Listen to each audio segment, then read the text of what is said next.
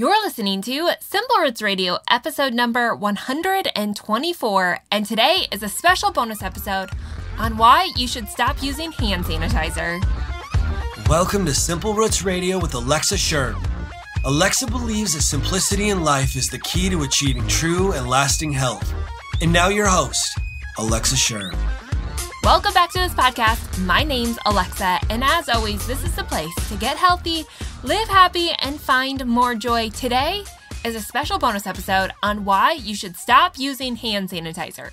Now, what a bonus episode means is it's just a quick show telling you the ultimate basics, like the bare bones basics, with 5 additional tips to make this practical and realistic. That's what I want these bonus episodes to be, just the practical information you can take and use.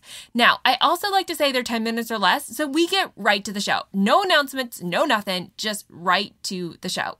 Okay, so today is all about why you should stop using hand sanitizer. Now, in the last podcast I did, it was all on the immune system. If you haven't listened to that show, you have to go back and listen because it gives the foundation to help you understand why hand sanitizer is actually harmful for our bodies. So go back and do that now and then come back to this podcast. That was episode number 123.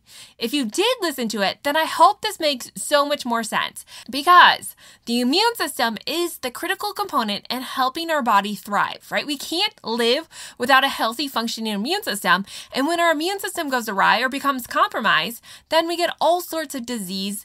And that's ultimately what leads to death, right? Like, not to be morbid, but our immune system is pretty critical. Now, we can't say one system is more critical than the other, but I feel like what if we could come alongside of our immune system and provide the right environment to enhance it, help it out, and so that it can do the job that it was designed. Because ultimately, more than just taking a bunch of antibiotics, more than just getting rid of all the germs in our environment, what we really need to focus on is how can we get our immune system to do the job so that we don't even have to worry about it. It's not something we think about. So make sure you go back and listen to that. And then today, we're going to break down why you should stop using hand sanitizer. Now, I have a few points, and then I'm going to share 5 additional ways that you could keep your body healthy without hand sanitizer. So we're going to stay tuned for that. But to start with, here's the reasons why you need to stop using it. When we look at hand sanitizer, there's 2 different kinds of hand sanitizer, one that's alcohol-based and the other kind which contains triclosan, which is the active ingredient in killing germs. Now, in either case, the deal with it is that it doesn't distinguish good from bad. And what we know about the immune system is that all over our body and inside our body, we have a microbiome and a virome, right? We talked about all the healthy and beneficial viruses that are living in and on our body. The same with bacteria. And what happens when we use a lot of hand sanitizer, whether it's alcohol-based or triclosan-based, is that it kills everything on our skin. And while that sounds like, it's better just to get rid of everything than keep a little bit of bad around, but that's not the case at all. In fact, what they're finding is that by eliminating all the good and all the bad, we no longer have a defense mechanism, right? We've taken away one of the biggest and best natural defense mechanisms in our immune system, and that is our skin. And so what they're finding is that through countless different studies is that when we kill all this bacteria, it actually leads to a weakened immune system, which results in more illness and more disease. So those people who use more hand sanitizer actually have a greater chance of getting sick over someone who doesn't use it at all. And even more is that they're finding is that triclosan is specifically linked to these quote-unquote superbugs, which are really hard to get rid of, potentially dangerous to society superbugs. In just 2013 alone, the CDC reported that superbugs were responsible for at least 23,000 deaths. That's 23,000 deaths in 2013 alone from these superbugs that some are linking right back to hand sanitizer. Not only that, but another study found that using triclosan might negatively affect your immune system, leaving you more vulnerable to more traditional illnesses like the common cold. So again, there is a strong linkage to those people who use the most hand sanitizer actually have a weaker immune system and therefore get more common illnesses. That alone is the thing you're trying to prevent becomes the biggest problem of your life, and that's you're just constantly sick or your kids are constantly sick. We should not live in a sterile environment, and that is what so many of us are creating through Clorox wipes and Purell, and all these other things is that we've created this environment that is so sterile, it is actually harmful to our immune system. So again, there is something to be said about having enough good bacteria and good viruses in our life that can actually help our immune system be strengthened, especially when we relate this back to kids. Now, I know we shouldn't be smothering our kids in germs, and no one wants that, but there is something to be said about exposing our kids to, or allowing just natural things to expose our kids, like going to school and getting colds, and in their first year of life, they should have 7 to 10 colds. And that is really a good number. It's not something to fear, but a good number to help strengthen their immune system so that later in life, they don't catch as many colds. Their immune system is strong and it just takes care of it. So they're not constantly sick. So there's something valuable about actually exercising your immune system. On top of that, there are other studies and other reasons why you should stop using hand sanitizer, like it increases your absorption of BPA. So for instance, if you rub Purell on your hands right at the end of checkout, right? Like you get through the grocery store, you squirt some Purell on your hands, you rub it together, and then you grab your receipt. That receipt has BPA in it, and that's going to increase the absorption through just using hand sanitizer into your skin. And what BPA is it's an endocrine disruptor. So it's affecting your hormones. Now, it seems really insignificant, but think about all the things that we touch in a daily basis. And when we don't have the proper microbiome on our skin, specifically our hands, we really are doing a disservice to your body. Plus, hand sanitizers aren't often fragrance-free, right? They also contain a lot of other things like additives and fragrances, phthalates, which cause hormone disruptions and other things to prolong shelf life, which the worst news might be that they're not even required to tell you everything that's in these products. And that's just the tip of the iceberg. So a few reasons why you shouldn't use hand sanitizer is 1, it decreases your immune system, making you more susceptible to common colds and viruses. Number 2 is that it only kills bacteria and not viruses, which over half of the common sicknesses that we get come from viruses. Plus, it only kills 99.9% of germs, which means that the other 0.01% that it's not killing often tend to be the most harmful, the quote-unquote super bugs. And on top of that, creating a sterile environment does nothing but weaken kids' immune systems. So those are a few reasons why you should stop using hand sanitizer. It is not doing anything valuable for you, definitely only making it worse. Now, occasionally, from time to time, fine. It's not going to be the end of the world. Just make sure you try to stick with an alcohol base rather than a triclosan, and fragrance free. But if you're constantly using it, you really should try to switch it up and try to avoid using it on your kids. Instead, what we know is that good hand washing is still the best way to decrease your likelihood of catching colds and flus. And the reason for this is that it doesn't interfere with our microbiome. So it allows the good to stay, but it helps cleanse us of the bad, of the things that shouldn't be there, that aren't naturally a part of our skin. Studies have shown this, that traditional soap and water are more effective at washing away certain kinds of dangerous bacteria. Therefore, unless you have no access to soap and running water, stick to the standard hand washing method. And if you have no other option, then like I said, alcohol-based hand sanitizer is okay. We're going to go with that. But if you want to do anything, just stick to soap and water. Okay, now I did mention I'm going to give you 5 other ways to help your body stay free of common colds and sicknesses this winter and help enhance your immune system along the way. Because it's not just about hand sanitizer. Now, I know I'm getting close to my 10-minute mark, so bear with me. We are going to go over. But number 1 is gargle with warm salt water. This is what some consider a wives' tale, but it's actually been studied and it's really quite fascinating. So take this, right? Most of the viruses and bacteria that we are exposed to enter through the nose and the mouth. In fact, in a randomized study published by the American Journal of Preventive Medicine in 2005, the researchers recruited almost 400 healthy volunteers and followed them around for 60 days during cold and flu season. Some of the subjects were told to gargle 3 times a day with warm salt water, and at the end of the study period, the group that regularly gargled had nearly 40% decrease in upper respiratory tract infections compared with the control group. And when they did get sick, gargling tended to reduce bronchial symptoms and shorten the illness altogether. And so why? Well, there's one doctor from the study, Dr. Hagen, who pointed out that gargling loosens thick mucus, which can help remove irritants like allergens, bacteria, and fungi from the throat. Basically, what you're doing is you're creating a high salt barrier and you're pulling out a lot of fluids from the tissue in the throat area. So you're washing out the virus. Like the salt functions as a magnet for the water. And it's good for symptomatic relief. Like if you have a sore throat, gargling with salt water can really help because of the inflammation. So while salt water may kill some bacteria and viruses, there are a lot of others that are just resistant to it. But what it does is, again, the salt water draws out the excess fluid that builds up during an infection, which is called edema, from your throat and also through osmosis. This draws the edema out, which reduces swelling and also dehydrates your throat slightly, creating an environment that's not hospitable for some bacteria.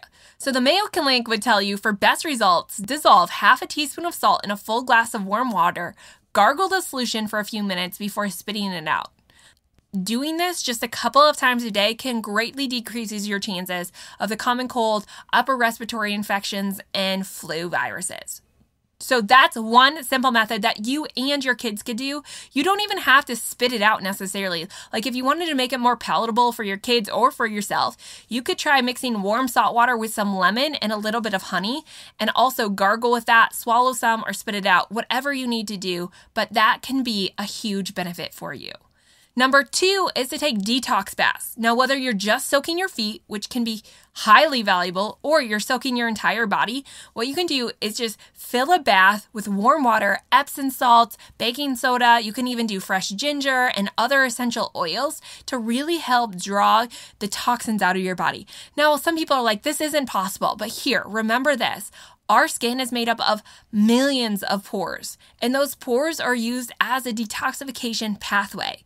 So the more we move our body, the more we sweat, the more we're able to readily excrete things from our pores and get rid of them. So yes, it is a great detoxification pathway, and one great way to do that is through Epsom salt or detox baths.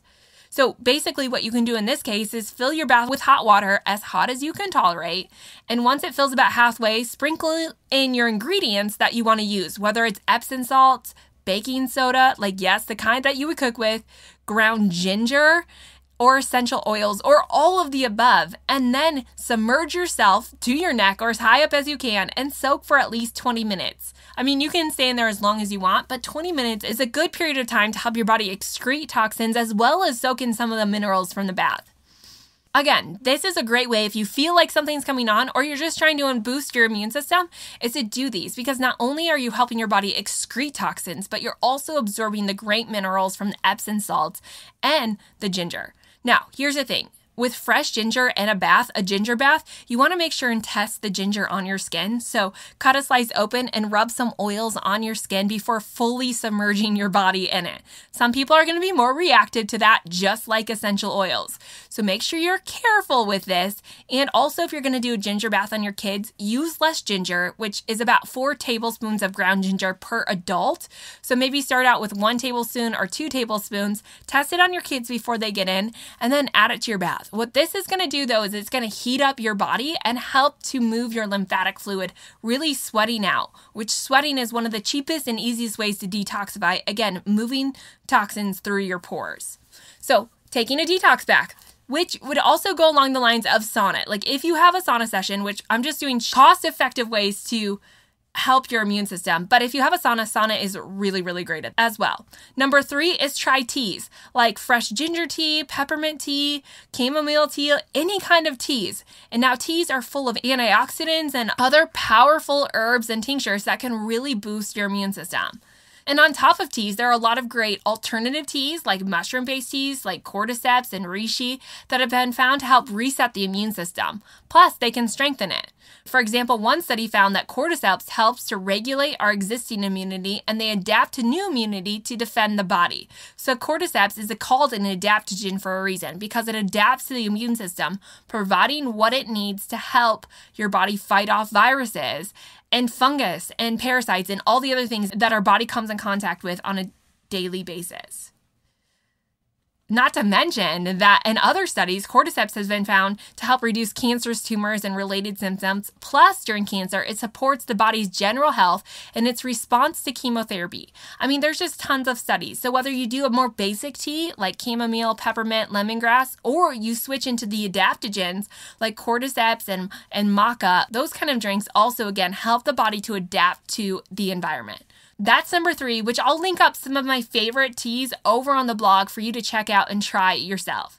Number 4 is elderberries. Now, I was listening to a longtime nurse who was giving a speech on the immune system and what we're not telling people. And she said over the course of 35 years of being an ER nurse and working in the ICU and coming in contact with countless flu viruses, she said she never once took a flu vaccine. Now, I'm not here to argue whether that's right or wrong, but she never once took it and she never once got the flu. And she relates it back to doing simple things like the ones that I'm talking about today. And one specifically that she said she relied on, especially during cold and flu season, was elderberries. Now, I went back and did some more research on elderberries and found that elderberries are actually one of the most effective remedies for viral and bacterial infections like colds and flus, and can substantially shorten the duration of your illness if you get sick. Elderberries contain special proteins and bioflavonoids that have the ability to destroy viruses on contact that infect the cells in the body. They also have the ability to significantly enhance immune function by boosting the production of cytokines in the body. It's also rich in vitamin C and a wealth of other critical vitamins and minerals, antioxidants, and many nutrients undiscovered by science and research yet, but they know has a powerful influence over the immune system. So elderberries can be so beneficial, and you can take this through elderberry tea. But one thing that I recommend that I give my family is elderberry syrup. You can make this at home or you can buy it in the store. I have both. I have elderberry syrup that I made at home. And if I'm going to buy it, I'm going to buy elderberry syrup with echinacea, because echinacea, again, is a natural immune enhancer and helps fight off viruses and bacteria. But basically, to make elderberry syrup, which I'm going to do a whole IGTV video about this, a live Facebook video, is it's just 3/4 cup dried elderberries to 3 cups of water and 3/4 cup raw honey. And you just boil it until it's a thick syrup. And then you can strain it out and then just take a tablespoon a couple times a day. Again, you can get all of that in the show notes at simpleritzwellness.com/124. But like I said, I'll be showing a video on how to do that, but you can just pick up elderberry syrup at the store. If you're buying it, I like elderberry syrup with echinacea. So that's number 4. And number 5 is try a saline rinse or keep your nasal passages moist. We talked a little bit about this in episode number 123 about the immune system. But one great defender of airborne viruses and bacteria is our nasal passages, right? When we breathe this in, we have all kinds of different nose hairs and mucus inside of our nose, which serves a really great purpose. That mucus helps to trap and encapsulate viruses and bacteria, essentially smothering them so they're no longer viable in the body, and then we can blow them out or get rid of them. Now, the problem is in the wintertime, we have 2 extremes. We either have really dry nasal passages where it's so dry we have no moisture in there, and without moisture, the nose hairs and the mucus can't do its job. Or on the other hand, we have such thick mucus from colds and flus that it just gets stuck and it jams up these nasal passages. So one great way to keep your body healthy is to keep your nasal passages moist. Now, whether you just rub some coconut oil inside your nose or some other kind of natural oil inside your nose at the beginning of the day and at the end of the day, that can really help, especially in the dead of winter. Other things you can do is try clearing your sinuses with things like a neti pot, trying to rinse your nose with a saline solution. And this will help clear, again, out the viral particles you breathed in during the day before they take root in your system. Some studies show that neti pots alone can really significantly help, especially with the sinus-based viruses and bacteria, help reduce and eliminate those. Now, again, all of these things are things that you can do occasionally as necessary, or you can make it a consistent part of your day. I like to pick and choose and do mix and match, just constantly kind of switch these up. But every single week, I really am fitting in at least one of these a day into my normal routine to help enhance my immune system. Okay, I know that went really long, but those are my 5 quick tips to help boost your immune system, to get rid of Purell and hand sanitizer and really help you stay healthy this winter. It's not all about eliminating the germs, but again, coming alongside your body and enhancing your immune system. And that's what those 5 tips can help you do.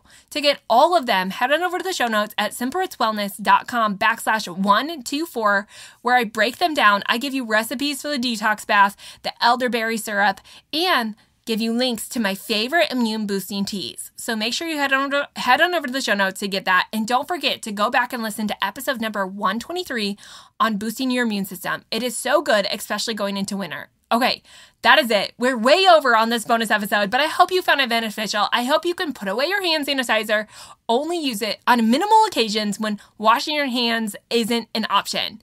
In the meantime, that is all I have for you today. Don't forget to share Simple Roots Radio with your friends. Of course, if you're loving the episodes, have them check it out and try it out. Also, I love to get your questions. It sparks new ideas on what I should be telling you about and episodes that you'd like to see. Coming up next week, I have that very special announcement for you about what's going to happen in the new year with a new series coming out January 1st. So you're going to want to stay tuned. But in the meantime, don't forget to tell your friends and family about this. Head on over to the show notes, simplerootswellness.com/124. Sign up for my email list where you're first to get on the list for what's coming in the new year. Okay. That is really it. Thank you so much for tuning in. I will be back next week with a special episode all on sleep.